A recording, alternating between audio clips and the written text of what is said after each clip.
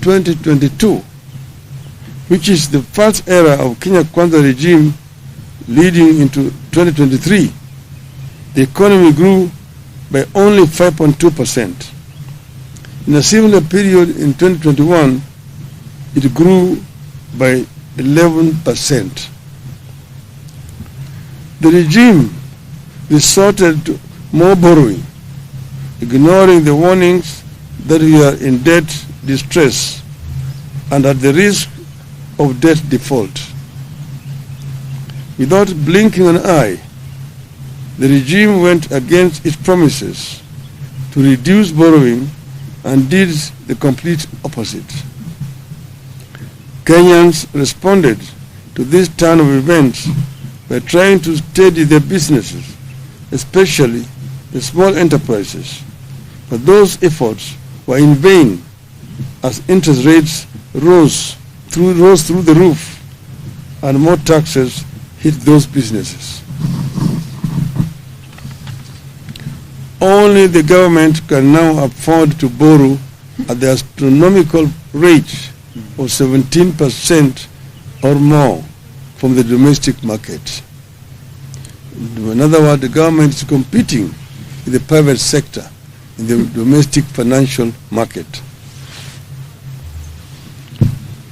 The result has been that micro and small businesses are struggling, defaulting, and folding up, while the larger private sector is at best stagnating or equally folding up. In the last 1 year, the proportion of micro and small businesses defaulting on loans has increased by 17%. Today, 6 out of 10 micro and small businesses are either paying late, paying only a part of their installments, or are unable to pay. Inflation is driven by the cost of food and fuel.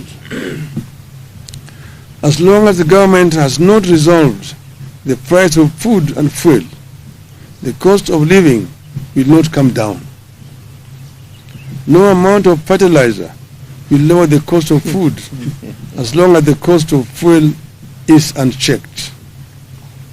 Diesel is one of the highest costs in farming. Even if you give the citizen a bag of fertilizer, but make it impossible for her or him to plow an acre of land, you have not solved the problem. The shilling taking the grains like maize, wheat, and rice that we import, those commodities have increased by 25%. As the economy has suffered, another grand betrayal of dreams has unfolded silently in the education sector.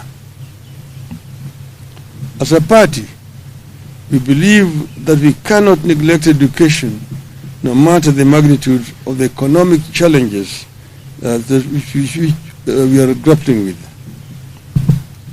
We believe that if we are not to spend just if we are to spend just on one thing, it should be education.